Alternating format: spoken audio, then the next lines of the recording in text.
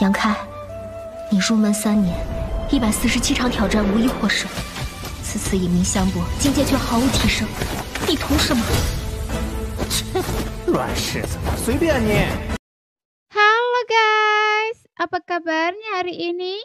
Masih baik-baik aja kan? Di video kali ini kita akan melanjutkan cerita Donghua, Martial Peak. Oke, nggak usah lama-lama lagi, kita langsung aja ke ceritanya.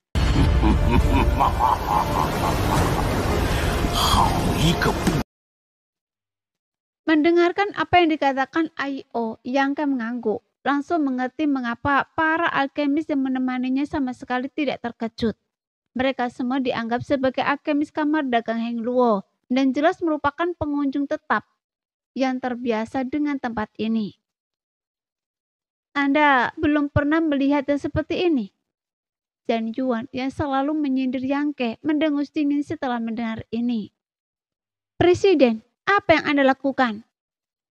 Saat kelompok itu memasuki aula alkimia, seorang pria tua berseragam alkemis menghampiri, bertanya dan bingung. Ai-Oh tersenyum kecut dan menjelaskan keseluruhan cerita secara singkat. Apa? Ada yang benar-benar menantang Tuan Zode dalam pertarungan alkimia? Seru lelaki tua itu. Tiba-tiba pintu-pintu ruangan yang tak terhitung jumlahnya di aula alkimia terbuka, dan para alkemis dengan penampilan acak-acakan bermata cekung dan tampak seperti pengemis, bergegas keluar dari ruangan masing-masing. Beberapa berteriak, "Tuan, di mana Anda?" Saat melihat Jode, semua alkemis membungkuk dan khidmat dan menyapanya. Jode dengan ramah membalas sapaan itu. Yang menyaksikan dengan takjub. Ia menyadari bahwa tidak kurang dari 70 alkemis muncul dari aula alkimia sendirian. Masing-masing dari mereka setidaknya setingkat Raja Suci. Meskipun pangkat mereka tidak tinggi, jumlah mereka sangat banyak. Terlebih lagi ini baru lantai pertama aula alkimia. Dan indera ketuhanan Yang Ke mengungkapkan 8 lantai lagi di bawahnya. Dengan kata lain, seluruh aula alkimia memiliki 9 lantai. Masing-masing ditempati oleh para alkemis dengan pangkat yang berbeda-beda. Bahkan jumlah alkemis di aula ini saja mungkin mencapai 4 atau 500. Dan ini adalah salah satu kekuatan kamar dagang Heng Luo. Dengan 4 atau 500 orang ini memberikan ramuan yang tak terhitung jumlahnya untuk kamar dagang Heng Luo setiap tahun. Untuk sesaat, Jode tampak ramai, sementara Yang Ke tampak sepi, menciptakan kontras yang mencolok. Setelah mengetahui bahwa Yang Ke akan bersaing dengan Zode dalam alkimia, para alkemis yang tidak curiga itu melototi Yang Ke dan marah, seolah-olah ia telah menghujat sesuatu. Untuk menghindari rasa malu bagi Yang Ke, Ai-Oh melambaikan tangannya dan memimpin kelompok itu turun. Seperti yang dirasakan Yang Ke, aula alkimia terdiri dari 9 lantai. Semakin dalam lantainya, semakin kuat api bumi, dan semakin tinggi level alkemis yang mampu memurnikan ramuan di dalamnya. Dengan setiap lantai, jumlah alkemis yang mengikutinya semakin banyak. Di lantai 9, Ai-Oh diikuti oleh lebih dari 500 alkemis, dan ini membuatnya pusing. Ia ingin meminta mereka kembali ke alkimia mereka, tetapi ia tak sanggup melakukannya. Ia tahu status Zode di antara mereka dan daya tarik seorang alkemis tingkat raja kekosongan. Ia takut meskipun ia menggunakan kekerasan, para alkemis keras kepala ini tak akan mematuhi perintahnya. Jadi ia hanya bisa membiarkan mereka pergi dan berbisik kepada Yang Ke. Saudara Yang, jangan merasa tertekan. Saya tak menyangka ini akan menjadi masalah besar. Jadi perlakukan saja mereka seperti kubis. Yang Ke tersenyum tipis. Presiden Ai-Oh, jangan khawatir. Saya tidak menganggap serius orang-orang ini. Bagus. Ai-Oh menghela nafas lega. Karena kita sudah di sini, ayo kita mulai. Teriak Zode, menoleh ke arah ratusan alkemis dengan senyum tipis. Rekan-rekan alkemis, hari ini saya berkompetisi dalam alkimia dengan pemuda ini. Meskipun ada beberapa alasan, saya juga telah menindas. Jadi saya merasa malu. Kata-kata Zode berhasil memikat hati para alkemis yang kurang informasi. Beberapa berteriak, "Karena seseorang begitu arogan, Tuan tak perlu menyalahkan diri sendiri. Beri saja dia pelajaran." Iya Tuan, Anda sangat dihormati, tapi ada yang berani menantang Anda dalam alkimia. Sungguh keterlaluan. Bagaimana kalau Anda istirahat saja Tuan? Saya akan bertanding menggantikan Anda. Saya pasti akan memenuhi harapan Anda. Seseorang bahkan menawarkan diri. Para alkemis yang datang untuk menyaksikan keseruan itu sama sekali tidak tahu apa yang terjadi, atau bahkan ramuan apa yang mereka perebutkan. Mereka datang semata-mata demi ketenaran Zode, dan tentu saja mereka tidak memiliki kesan yang baik terhadap Yangke. Bagi mereka tindakan bersaing dengan Zode dalam alkimia sungguh tak tertahankan, sehingga lebih dari separuh dari 500 alkemis itu melototi Yangke, seolah ingin melahapnya. Namun Yangke hanya tersenyum melihat pemenang itu.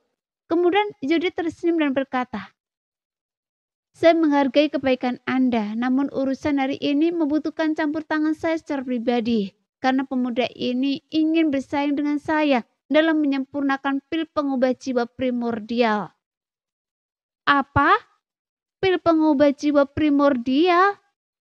Bukankah itu ramuan tingkat raja kekosongan? Tuan, Anda benar-benar menyempurnakan ramuan seperti itu.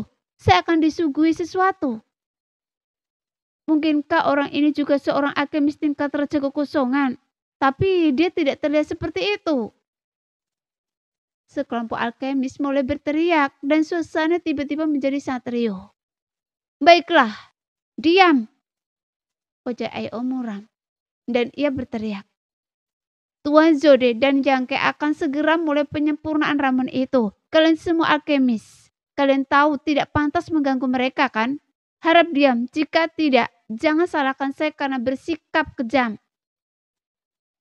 Saat Aio mengatakan ini, aula yang ramai tiba-tiba menjadi sunyi. Zode tersenyum dan berkata, "Semuanya diam saja. Jika kalian ingin mengamati, tidak apa-apa."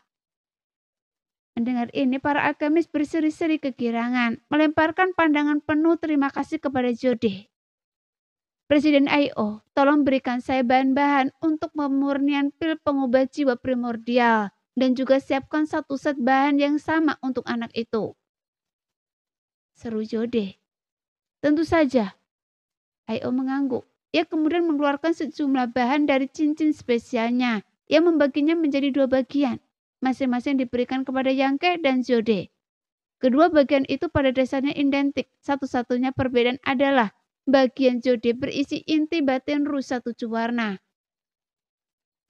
Setelah memilih bahan-bahan tersebut, Aio berkata, "Ini adalah lantai 9 aula alkimia. Kekuatan api bumi juga paling terkonsentrasi.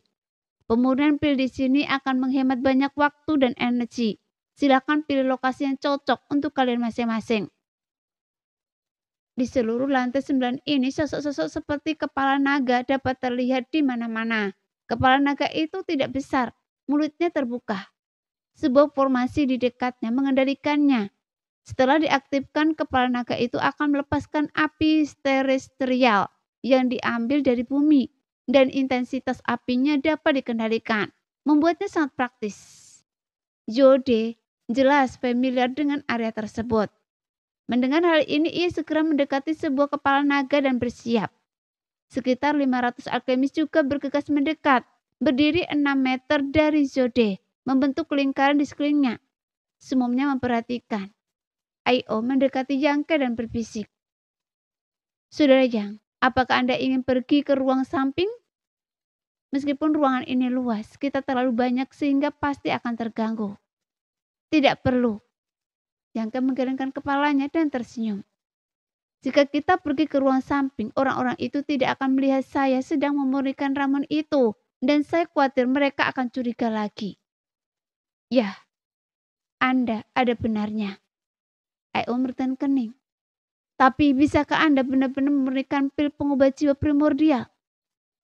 Dia tidak mempercayainya sejak awal, dan bahkan sikap tenang Yangke pun membuatnya curiga.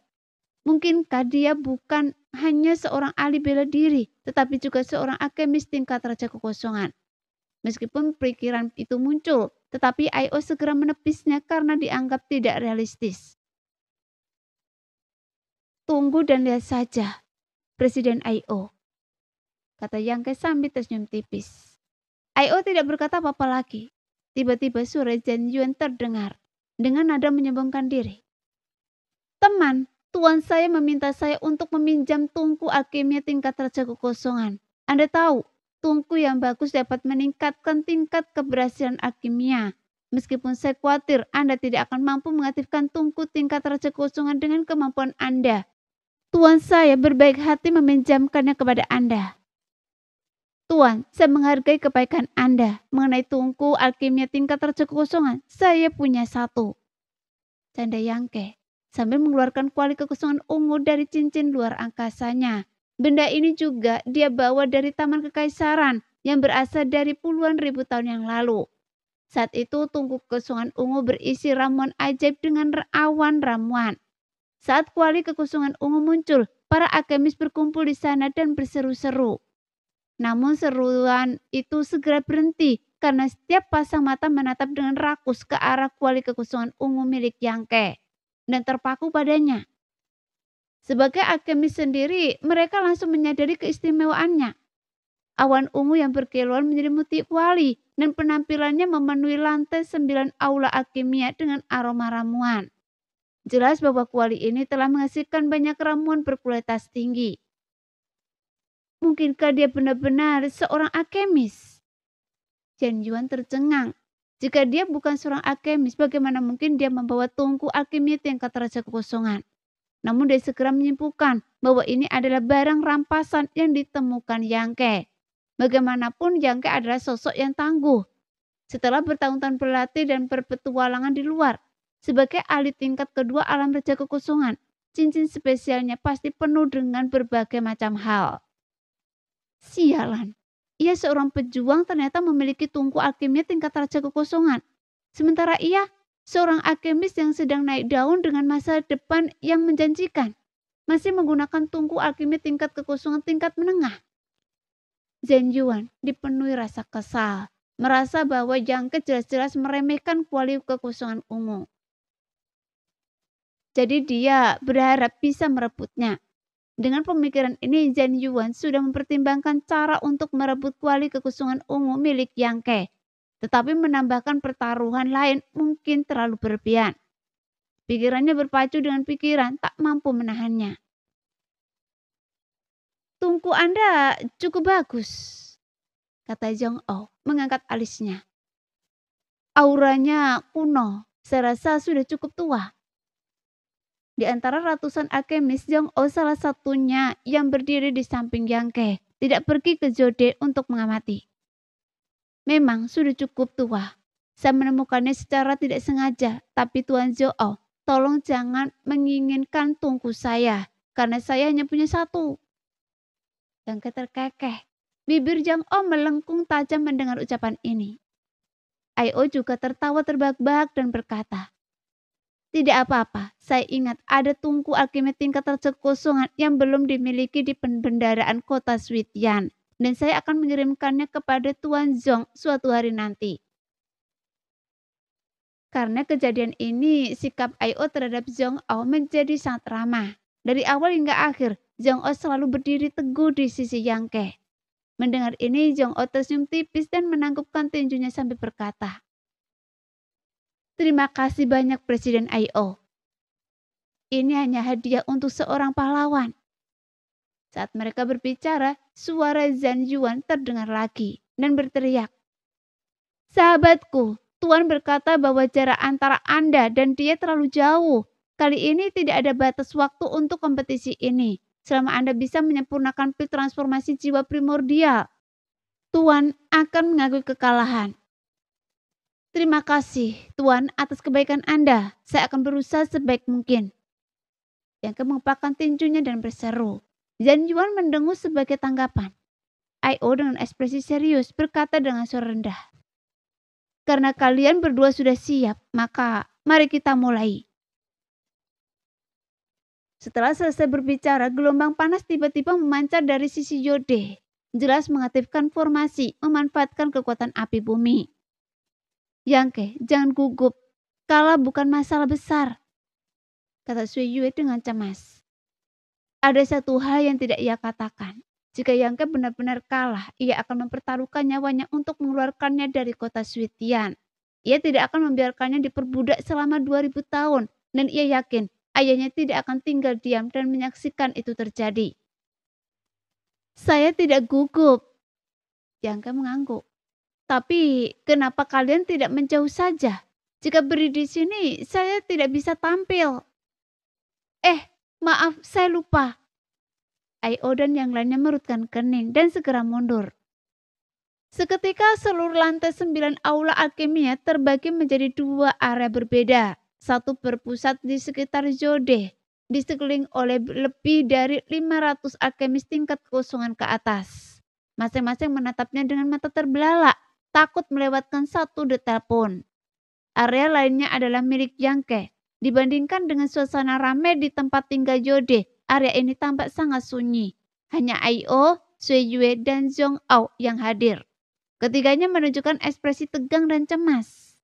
Ai-Oh dan Sui Yue, ayah dan anak perempuan, sesekali bertukar pandang, seolah bertukar pikiran yang tak terucapkan. Tiba-tiba terdengar lenguhan pelan yang tak tertahankan dari sisi Zode. Mulut tungku alkimia di depan Zode terbuka, dan ramuan obat yang telah disiapkan sejak lama dengan terampil dilemparkan ke dalam tungku oleh Zode. Ia mengendalikan panas sambil memasukkan ramuan. Gerakannya halus dan tegas dan sangat spektakuler. Sehingga lebih dari 500 alkemis terpesona olehnya, dan untuk sesaat mereka bahkan melupakan peringatan Ai-Oh sebelumnya. Seperti yang diharapkan dari seorang master, dia benar-benar menggabungkan peri anggrek air dan buah hati hijau. Saya bahkan tidak bisa membayangkan hal seperti itu. Aneh, khasiat jamur laut terbalik dan tank api merah saling bertentangan. Bukankah jika keduanya dimasukkan ke dalam tungku secara berurutan, khasiat obatnya akan rusak? Bukankah seharusnya salah satunya dipadatkan terlebih dahulu, baru yang satunya lagi? Apa yang Anda tahu? Master punya alasan untuk melakukan itu. Tidakkah Anda perhatikan bahwa ketika Master masukkan jamur laut terbalik, dia menggunakan energi sucinya untuk mengaktifkan formasi spiritual di dalam tungku.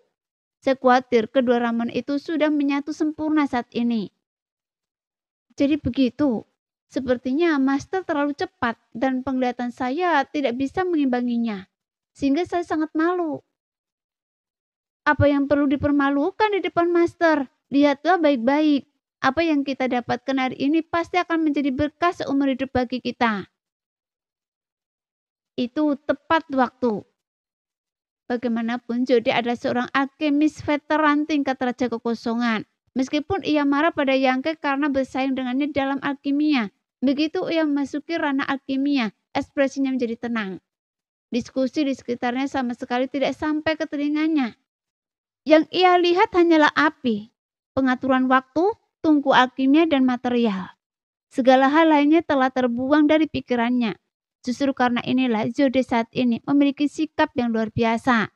Gerakannya yang lincah, penguasaan panas dan waktu, serta pemahamannya yang mendalam tentang alkimia langsung memikat semua alkemis yang hadir.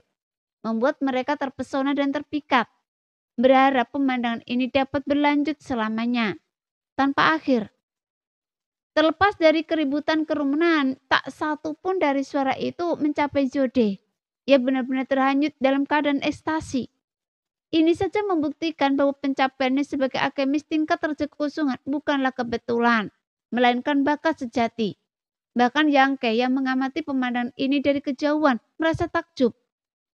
Seperti seni bela diri dan seni alkimia, hanya dengan mencurahkan seluruh perhatian seseorang dapat mencapai kesuksesan. Mereka yang mengerjakan banyak hal sekaligus dan berambisi terlalu tinggi tidak akan pernah mencapai tujuan. Tapi dia tidak membuang waktu. Melihat Zode mulai memurnikan ramuan, ia menarik nafas dalam-dalam, menenangkan diri. Dalam sekejap, ekspresi Yangke menjadi serius, matanya terfokus.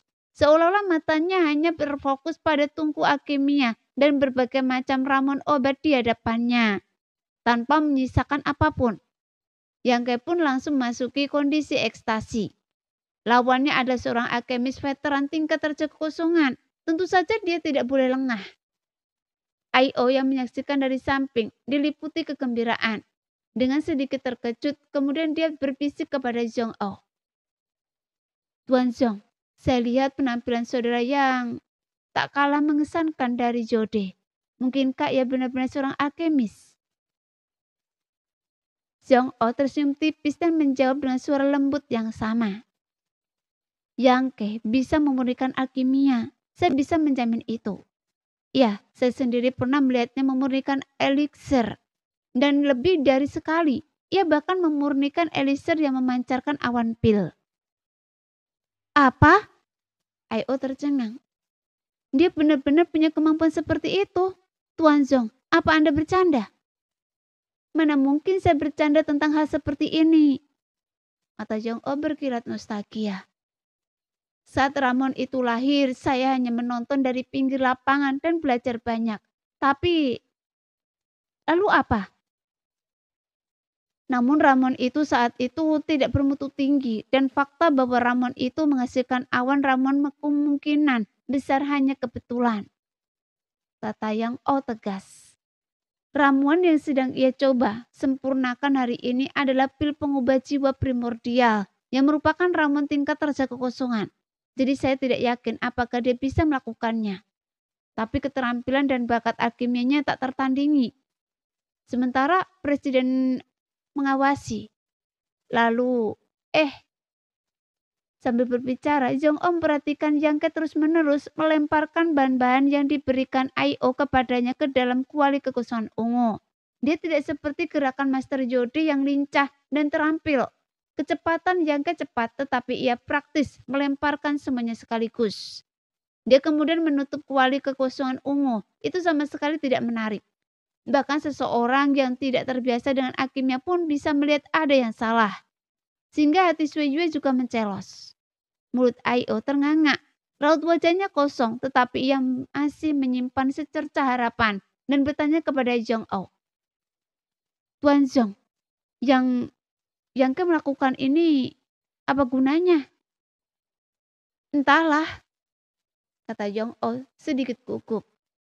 Alkemis mana yang akan begitu saja melemparkan semua bahan obat ke dalam tungku sekaligus? Pemurnian setiap elixir membutuhkan perhatian cermat terhadap urutan dan waktu pencampuran bahan-bahan. Setiap kali suatu bahan ditambahkan ke tungku, sang alkemis harus mengerahkan energi dan konsentrasi yang cukup besar untuk mendalikan panas. Menggunakan mantra yang tepat untuk mencampur cairan tersebut. Proses ini bertahap dan proses pengerjaan yang sangat teliti. Hanya dengan cara inilah seorang alkemis dapat menciptakan ramuan yang unggul. Dia akan merusak bahan-bahan obat itu. Jika dia melakukan itu, maka, kata Zhong Oh cemas. Setiap bahan bereaksi berbeda terhadap suhu. Ketika dia memanfaatkan kekuatan api bumi, sesuatu yang mengerikan pasti akan terjadi. Meskipun kekuatan api bumi dapat dikendalikan, kekuatannya jelas tidak sefleksibel esensi suci seorang prajurit. Tidakkah dia lihat Master Jode terus-menerus memanipulasi formasi, mengubah ukuran api bumi? Itulah mengapa ramuan perlu ditambahkan satu persatu. Lagi pula ini bukan ramuan sembarangan. Bagaimana mungkin mereka dimasukkan sekaligus? Mungkinkah dia tahu dia tidak bisa mengalahkan Jode dan sudah menyerah? Ai-Oh memikirkan sebuah kemungkinan. Jelas menurutnya usulan Yang Ke untuk bersaing dengan Jode dalam menyempurnakan pil pengubah jiwa primordial tidak diragukan lagi. Dimaksudkan untuk menyelamatkan Gu Bihu. Jika Jode menyetujui kompetisi tersebut, akan ada harapan bagi kebangkitan Gu Bihu. Dan kemenangan atau kekalahan Yang Ke akan menjadi masalah lain. Dia tidak sembrono itu. Kita lihat saja nanti. Sui Yue menggigit bibirnya. Keringat menetes dari telapak tangannya. Mata indahnya menatap tajam. Setelah menambahkan hampir semua ramuan, Yang Ke bahkan tidak mengaktifkan formasi untuk menyerap api bumi. Sebaliknya, ia menutup mata, duduk bersila tak bergerak, dan membentuk mantra spiritual misterius dengan tangannya. Yan Yuan yang sedari tadi mengamati gerakan Yang Ke melihat ini dan tertawa terbahak-bahak. Saya pikir orang itu jenius, tapi ternyata dia bahkan tidak tahu dasar-dasar alkimia. Dia benar-benar melemparkan semua bahan obat ke dalam tungku. Para alkemis di dekatnya melirik Yang Ke menggelengkan kepala. Kemudian salah satu dari mereka berkata, "Sungguh mubazir, membuang begitu banyak bahan obat yang bagus. Sungguh menjijikkan." Para alkemis percaya bahwa setiap bahan obat yang bagus harus digunakan secara maksimal. Jadi pemborosan Yangke tentu saja membuat kritik. Para alkemis yang awalnya bersimpati pada Yangke sekarang menatapnya dengan mata penuh kebencian.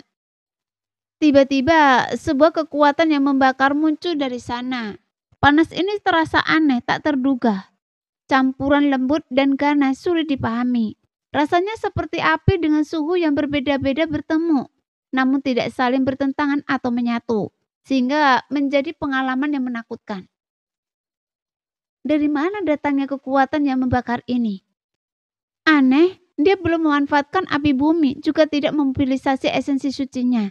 Bagaimana mungkin kekuatan seperti itu memancar dari sana? Banyak alkemis menatap Yangke dengan curiga, dan pemahaman mereka semakin berkembang. Api kesadaran? Janjuan juga bingung pada awalnya, tapi tiba-tiba seolah memahami sesuatu. Ia menjerit pelan, matanya dipenuhi kegilaan dan semangat. Apa? Api kesadaran? Orang itu memiliki api kesadaran. Mulut para alkemis mengangak lebar, cukup lebar untuk menampung sebutir telur. Saat mereka semua mengalihkan pandangan ke arah Yangke, wajah masing-masing dipenuhi kegembiraan. Api kesadaran ilahi adalah keunggulan paling unik yang dimiliki oleh para alkemis dan pemurni senjata. Memiliki api ini memungkinkan para alkemis dan pemurni senjata untuk mencapai hasil 2 kali lipat dengan setengah usaha. Saat memurnikan ramuan atau harta rahasia, ini adalah pengetahuan umum, seperti yang disepakati semua orang. Tetapi berapa banyak orang di dunia yang memiliki api kesadaran ilahi ini? Dan di antara mereka beberapa banyak yang memiliki bakat dalam alkimia atau pemurnian senjata. Tak satu pun dari lebih dari 500 alkemis yang hadir, bahkan Jode memiliki api kesadaran ini. Namun Yangke memilikinya. Bahkan Jode yang telah sepenuhnya terserap dalam keadaannya sendiri, tak kuasa menahan diri untuk melirik Yangke. Kilatan kejutan di mata tuannya. Namun ia segera mengalihkan pandangannya, tak lagi memperhatikan Yangke. Dia tahu bahwa alkimia membutuhkan fokus yang mendalam. Mengamati orang lain hanya akan mengalihkan perhatiannya. Jadi apa itu api kesadaran? Bisakah itu dibandingkan dengan pengalamannya selama ribuan tahun di bidang alkimia? Meskipun tidak banyak di seluruh wilayah bintang yang memiliki api kesadaran, tapi tidak ada satupun yang merupakan alkemis tingkat raja kekosongan. Jadi mendengus dalam hati. Sialan. Yan Yuan mengumpat, wajahnya dipenuhi rasa malu. Dia berpikir, bagaimana mungkin seorang alkemis brilian seperti dirinya tidak memiliki api kesadaran, sementara Yangke memilikinya. Ditambah lagi tungku alkimia tingkat raja kekosongan sebelumnya, dan Yan Yuan tiba-tiba merasa itu adalah kecemburuan surga terhadap bakat. Dunia yang penuh ketidakadilan. Jika dia adalah seorang alkemis tingkat raja kekosongan dan api kesadaran untuk membantunya, dia pasti akan mencapai ketinggian mentornya suatu hari nanti. Bahkan dia pasti akan melampauinya, mencapai prestasi yang belum pernah terjadi sebelumnya. Baru pada saat itulah Yan Yuan mengerti mengapa Yangke bertindak begitu aneh. Orang ini benar-benar memiliki api kesadaran dan tampaknya kendaliannya atas api tersebut telah mencapai tingkat kesempurnaan. Dengan keunggulan ini, ia dapat melemparkan semua bahan obat ke dalam tungku alkimia tanpa masalah besar. Selama ia dapat membagi dan mengendalikan api kesadarannya, ia dapat mengendalikan suhu agar sesuai dengan titik leleh setiap bahan obat. Dan apakah ini sulit bagi seorang ahli tingkat kedua alam raja kekosongan? Yan Yuan merenung dan dengan rasa malu menyadari bahwa itu seharusnya tugas yang mudah. Benar saja ketika Yangke mengaktifkan api kesadarannya, Ai-Oh tampaknya memahami sesuatu. Kecemasan di wajahnya lenyap dan ia tersenyum tipis. Dengan dukungan api kesadarannya, Yangke tak perlu menggunakan kekuatan api bumi sama sekali. Dia dapat merasakan kesadaran Yangke terbagi menjadi untaian yang tak terhitung jumlahnya. Masing-masing dengan kekuatan yang berbeda-beda. Api kesadaran yang tersebar ini mengalir ke dalam tungku alkimia, menyelimuti bahan obat yang sebelumnya ia tempatkan di sana, dan mulai mengembunkan cairan obat. Seharusnya cairan obat yang dipadatkan oleh api kesadaran lebih murni dan lebih pekat daripada yang dipadatkan oleh api bumi. I.O. bahkan dapat merasakan kesadaran ilahi yang telah berubah di dalam kuali kekosongan ungu. Formasi spiritual yang kompleks dan rumit, besar dan kecil, muncul dan menghilang di dalam tungku dengan kecepatan yang luar biasa. Sepanjang proses ini, Yangke juga terus-menerus mengubah mantra di tangannya. Gerakannya lambat dan biasa-biasa saja, namun mantranya sangat misterius, seolah-olah tidak ditemukan di dunia ini. Pikiran Zhong Ao sepenuhnya terserap di dunia yang dihuni Yangke. Dia berbeda dari I.O. karena I.O. adalah orang luar yang mengamati kegembiraan itu, hanya mampu memahami garis besarnya. Tetapi Zhong Ao adalah seorang alkemis tingkat kekosongan tingkat atas. Dari nyala api kesadaran Yangke yang bergeser dari kelahiran dan kematian formasi spiritual di dalam tungku. Dari mantra yang bergeser di tangan Yangke, dia telah memahami banyak prinsip alkimia yang mendalam. Jadi matanya berkedap-kedip dalam pikiran. Seluruh dirinya tampak berenang di lautan alkimia, tidak menyadari hal lain. Semakin dia merenung, semakin banyak yang dia peroleh. Seiring kali pemahaman Yangke tentang waktu dan penataan waktu, atau bahkan perubahan dalam mantra, akan menyentuh pertanyaan-pertanyaan yang ada dalam hatinya dan mendorongnya untuk mencari jawaban. Di lantai 9 aula alkimia, aura ungu yang menyelimuti kuali kekosongan ungu yang ditutupnya tertutup rapat. Tak seorang pun dapat memahami apa yang terjadi di dalamnya, bahkan suara sekecil apapun. Sekitar 500 alkemis perlahan mengalihkan pandangan mereka, tak dapat memahami apapun dari Yangke. Mereka hanya dapat mengalihkan perhatian sekali lagi kepada Zode. Karena kesempatan untuk mengamati seorang alkemis tingkat terjadi kekosongan berkarya sedekat itu sangatlah langka. Jika gagal memanfaatkan kesempatan ini, maka akan menjadi penyesalan seumur hidup. Terlebih lagi, Master Zode dikabarkan cukup arogan. Biasanya bahkan jika para alkemis ini mengunjunginya secara langsung, mereka kemungkinan besar tidak akan pernah melihatnya. Jadi mampu mengamatinya secara langsung merupakan berkah dari Yangke. Memikirkan hal ini, banyak yang merasakan sedikit rasa terima kasih kepada Yangke, meskipun juga sedikit simpati. Sekalipun Yangke memiliki api kesadaran, tapi bagi mereka itu tidak akan pernah bisa menandingi seorang alkemis veteran tingkat derajat kekosongan dalam alkimia. Pada saat ini, waktu berlalu dengan lambat dan suasana di lantai 9 aula alkimia terasa khidmat. Awalnya para alkemis sering terkesima dengan prestasi Zode yang menakjubkan, mendiskusikannya dengan penuh semangat. Namun seiring berjalannya waktu, semua orang terdiam memperhatikan dan pikiran mereka tertuju pada tungku di depan Zode. Hanya padanya. Banyak alkemis tampaknya telah memperoleh wawasan. Jelas wawasan, tetapi mereka tidak punya waktu untuk memahami sepenuhnya. Mereka hanya bisa memendam pikiran dan gagasan mereka, menunggu untuk mengingatnya nanti. Tiba-tiba aroma tanaman obat perlahan tercium berasal dari tungku Zode. Aromanya ringan dan menyegarkan, seolah-olah ada tangan tak terlihat yang membelet setiap alkemis, menghadirkan ekspresi gembira pada mereka semua. Yan Yuan adalah yang paling bersemangat memperhatikan gerakan di tungku Zode. Sesekali melirik Yangke, senyum sinis tersungging di bibirnya, raut percaya diri. Dia menyadari bahwa sejak Yangke mengaktifkan api kesadaran spiritualnya, tidak ada aktivitas yang tidak biasa di sana, seolah-olah tidak ada alkimia yang sedang menyempurnakan. Hal ini membuatnya semakin bangga. Jika Yangke kalah, ia akan menjadi pelayan Zode. Sebagai murid Zode, statusnya tentu saja melampaui seorang pelayan. Jika ia tinggal bersama Yangke di masa depan, bukankah ia bisa memerintahnya sesuka hati? Tapi lawannya itu berada di tingkat kedua alam raja kekosongan. Ia seharusnya menghormatinya. Kalau tidak, ia akan menjadi sangat marah. Tapi dia mungkin tidak akan bisa mengalahkannya. Dia hanya akan menyuruhnya membersihkan kamarnya setiap hari. Lagi pula ia tampaknya memiliki beberapa keterampilan alkimia dasar, jadi ia bisa membantu. Dan itu adalah keputusan yang membahagiakan. Yan Yuan memikirkan kehidupan masa depannya. Ia lebih bahagia daripada menikahi wanita yang sangat cantik. Ia ingin menarik kegirangan untuk mengekspresikan kegembiraannya. Namun waktu berlalu begitu cepat dan 2 hari berlalu begitu saja.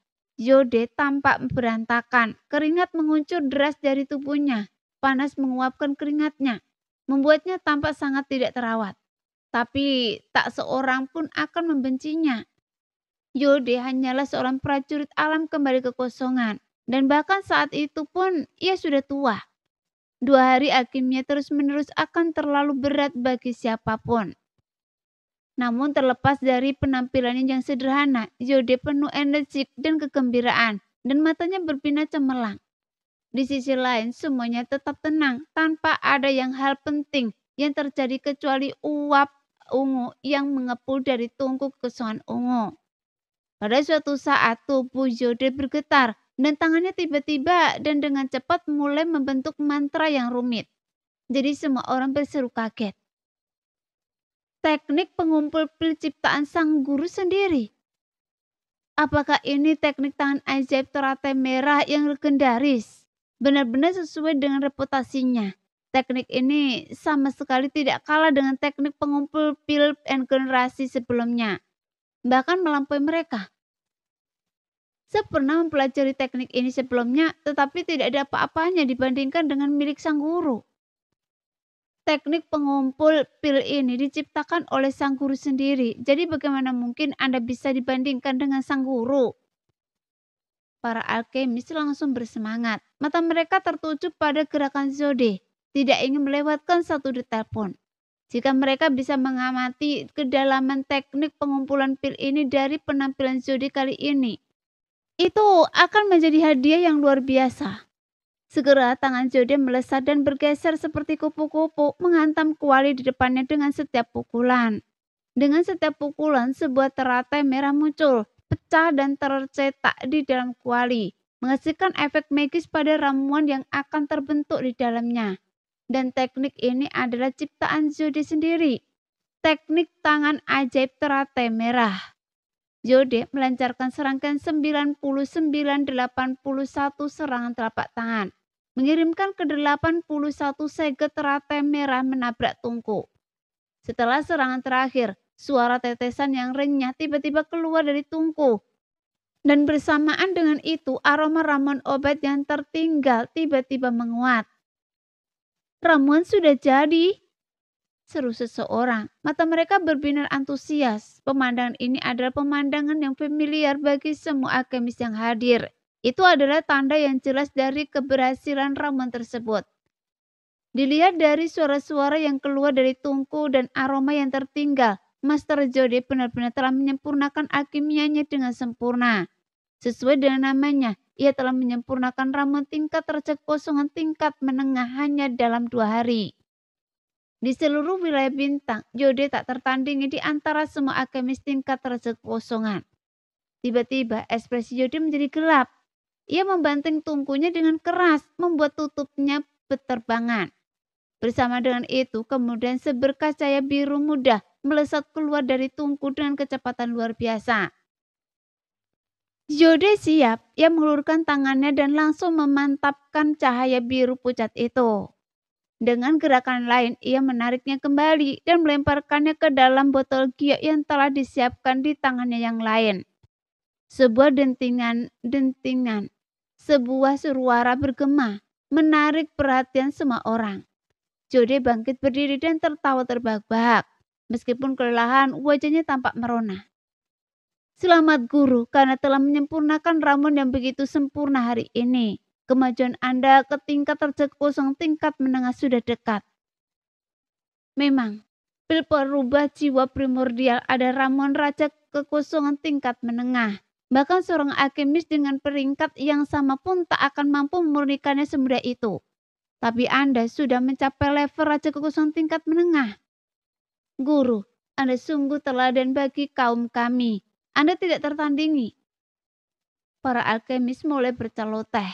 Beberapa memanfaatkan kesempatan untuk menyanjungnya. Beberapa memberikan ucapan selamat yang tulus. dan sebagainya. Nah, sekian dulu cerita kali ini. Kita lanjut lain hari ya guys ya. Bye-bye.